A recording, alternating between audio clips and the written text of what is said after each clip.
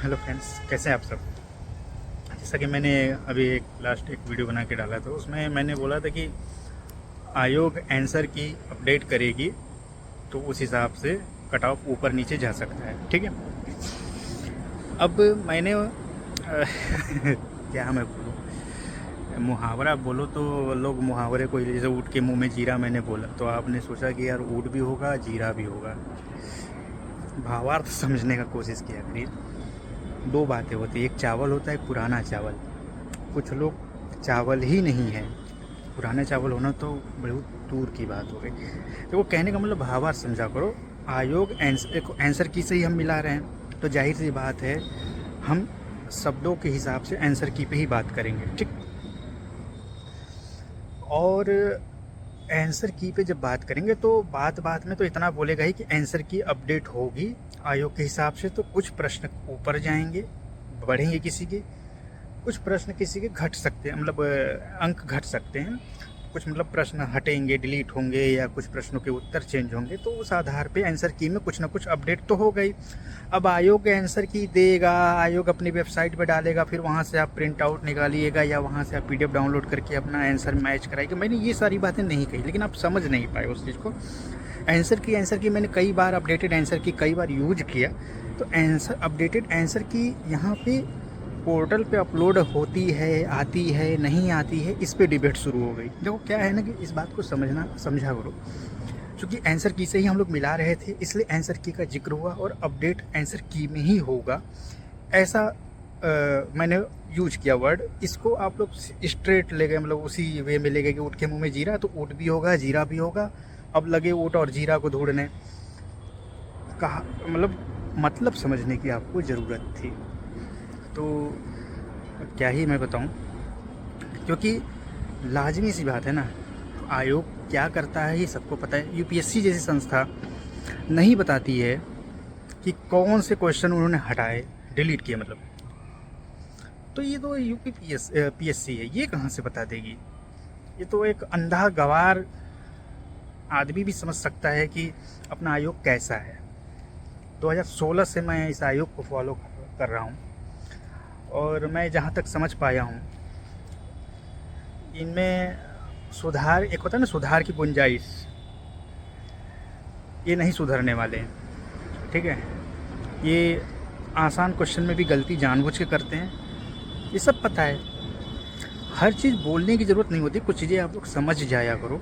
अब मैं यहाँ पे बैठ के भावार्थ नहीं, हिंदी में कोई चीज़ लिखी हो उसका भी समरी आपको समझाना पड़े, भावार्थ समझाना पड़े, तो कहीं ना कहीं निंदा का विषय है। वो भी स्टेट पीएससी के एग्ज़ाम के बंदों को, एस्पिरेंट्स को, तो ये कहीं ना कहीं अलग बात है। थोड़ा मतलब को समझा करो। अच्छा है, कुछ लोगों को ये लगा कि भाई के नॉलेज में इजाफा कर दें कि भाई आंसर की नहीं आती है। अच्छा हुआ आपने बता दिया, मुझे भी नहीं पता था ये बात। खैर, देखो और एक भाई अपने सोमनाथ भाई है, पता नहीं उनको चल कर वीडियो बनाने के बाद ये ना कि ऑफिस में वीडियो नहीं बना सकते, अच्छा नहीं लगेगा, रूल है, और कोई भी थोड़ी सी दिक्कत हो सकती है, और ओपन बात करना होता है इन सब मुद्दों पे। तो कई लोग अगर सुनेंगे भी तो इस चीज़ को अपने से रिलेट नहीं कर सकते, इसलिए थोड़ा सा हमको इस तरीके से वीडियो बनाना पड़ता है। तो इस चीज़ को थोड़ा सा आप लोग समझा करिए, कोऑपरेट किया करिए, मतलब समझा करिए। अगर कोई ने भाई अपना मतलब नहीं समझ पा रहा है तो करे कमेंट सेक्शन में, कोई जो समझ पाया है वो उसको करेक्ट कर दे। यही चीज़ होनी चाहिए, यही मैच्योरिटी होती है कि कहने का क्या सेंस था, कहने का क्या मतलब था, बजाय उसको उसका आप तोड़ मरोड़ के उसको गलत दिशा में खुद भी जा रहे हो और बाकी को भी ले जा रहे हो। देखो क्या है कि मेरे 60-70 वीडियो हैं, उसमें से 30-35 तो खाली आयोग की निंदा में मैंने बिता दिए हैं। तो आयोग क्या करता है क्या नहीं करता है पता है, ऐसी बात नहीं है। मैं तो संघ लोक सेवा आयोग से चिढ़ा हुआ हूँ, तो ये तो ख़त्म है, इसकी तो बात ही नहीं करनी है। इसमें क्या है प्रश्नों में। और देखो, हर्षवर्धन वाले क्वेश्चन पे जो आप लोग पूछ रहे थे, देखो मैं एक चीज़ बता देता हूँ। केसी श्रीवास्तव एक बुक आया करती थी, शायद अभी भी आती है,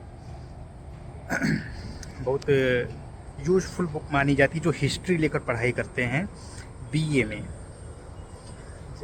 या जैसे ऑनर्स हो आर्कियोलॉजी में, इस सब में यूज करते हैं उस बुक को। बहुत लेमन, बहुत अच्छी लैंग्वेज यूज़ की गई है केसी श्रीवास्तव की। तो उसका एक रेफरेंस मिला है, एक बंदे मैंने देखा भी था फेसबुक के कमेंट सेक्शन में, कि उसने ये डाला था कि केसी श्रीवास्तव में दिया। अब दिया है कि नहीं है उसी बुक का वो था कि नहीं, बस वो कोट एंड कोट उसने उठा के डाला था और सेम स्टेटमेंट थी। बाकी अशोक ही सही है, रोमिला थापर की बुक में दी हुई है।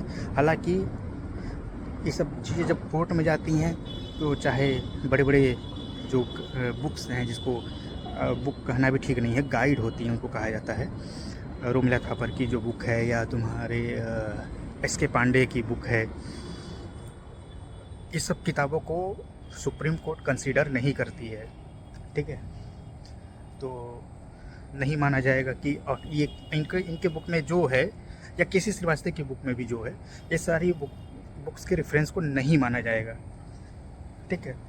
तो इस चीज़ को लेकर उतना सोचने की जरूरत नहीं है। आंसर अशोक ही सही है। मैंने और जगह से भी वेरीफाई किया हुआ था, मैंने खुद अशोक टिक किया हुआ था। मैंने पहले वीडियो में बताया था कि मैंने अशोक टिक किया है। अब गलत हो चाहे सही हो, कोई कुछ भी करे, मैंने तो मिलाना ही छोड़ दिया, क्योंकि जो गलत उत्तर है वो उत्तर गलत है, ठीक है। मैंने उसको गलत मान के ही छोड़ दिया। अपना 132 आ गया, बस बात खत्म, राजा आदमी है। अगर वो डिलीट हो जाते हैं तो और पॉजिटिव पॉइंट है। अगर उसके प्रश्न के उत्तर मिल जाते हैं, बदल के आ जाते हैं कि भाई जो हमने लगाया वही सही है, तो अंक बढ़ जाएंगे। डिलीट होंगे तो भी जो गलत के लिए मैंने एक प्लस वाला माइनस कर लिया है, एक सही उत्तर को मैंने माइनस किया, तो 3 गलत डिलीट हो जाएंगे, तो एक एक्स्ट्रा मुझे मिल जाएगा नंबर। तो नंबर बढ़ने ही है। मैं विन विन सिचुएशन में हूँ, बहुत अच्छी बात है इस चीज़ को लेकर। और आपको भी वही करना था जो शुरू में मैंने बताया था कि भाई आयोग के आंसर की से आप जितना आपका बन रहा है उतना ले लो, ठीक है। 127, 28, 30 जो भी बन रहा हो एग्जैक्ट बनना चाहिए।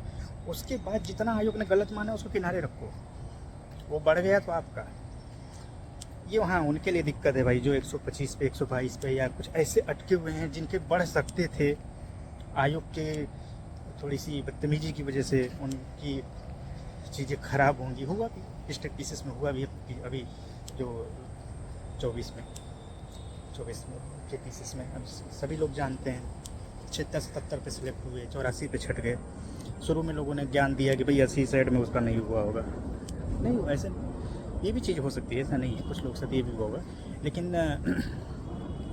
मेन जो प्रॉब्लम यही थी कि लड़कों का जो क्वेश्चन थे, किसी के घटेंगे किसी के बढ़ेंगे, यही होता ही है, ठीक है। वो क्वेश्चन किसी के लिए ईजी थे, कर सकता था, अब आपने उसको डिलीट मार दिया।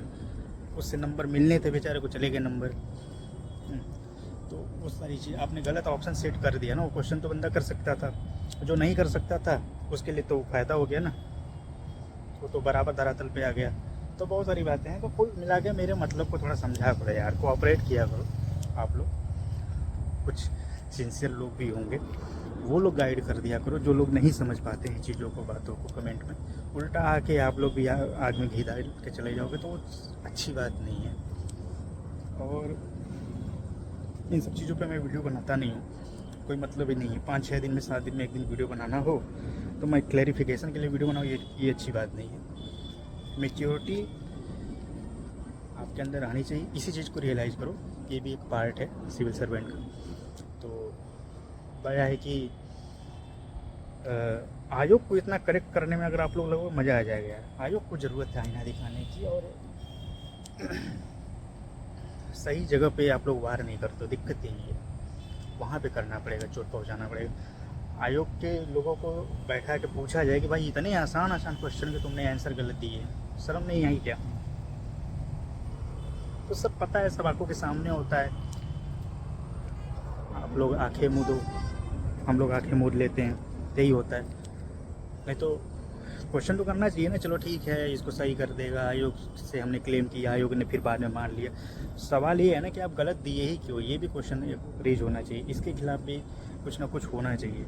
ये सब चीज़ें करनी पड़ेंगी, क्योंकि ये जो हरासमेंट का पीरियड हो जाता है 1 महीने का, जो ये गलत आंसर की देने के बाद 1 महीने जो डिस्टर्ब रखते हैं बच्चों को, 1.5 महीने तक, इसका क्या सोल्यूशन है? यही हो रहा है ना इस समय। आरओ के बाद यही ना हुआ है, 8 क्वेश्चन बिहार में डाल दिए, और 8 क्वेश्चन वाकई मुझे लगता है हज़ारों लोगों का भविष्य तय कर सकता है। कुछ लोग इसी लाइन पर अटके भी हैं, इस बार का पेपर का स्वरूप ही ऐसा था कि ये लोग इस लाइन पे अटक गए। पेपर टफ होता तो बाहर ही हो जाते हैं ऐसे लोग, और जो सिलेक्टिव लोग हैं या जो ब्रिलियंट है या जो टैक्टिक्स यूज करते हैं उनका सिलेक्शन होता है।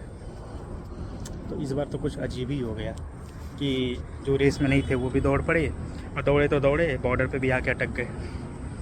तो क्या ही किया जाए।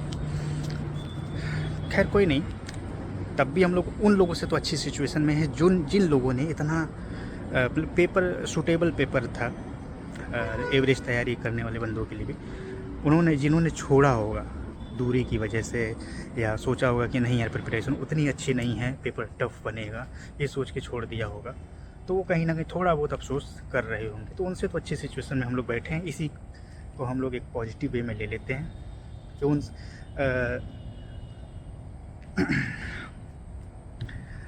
इसी को लेकर चलो भैया, और थोड़ा सा बूस्ट करिए अपने आप को। पुराने चावल नहीं हो सकते तो कम से कम चावल तो बन के रहिए, और मुहावरों का अर्थ निकालना सीख लीजिए। आर ओ का एग्ज़ाम देने तो हिंदी में सब चीज़ें तो थोड़ा सा पता होना ही चाहिए आप लोगों को। सेम एज इट इज़ अगर चीज़ों को लेंगे तो फिर कैसे एक सिविल सर्वेंट होंगे, समझिए इस बात को।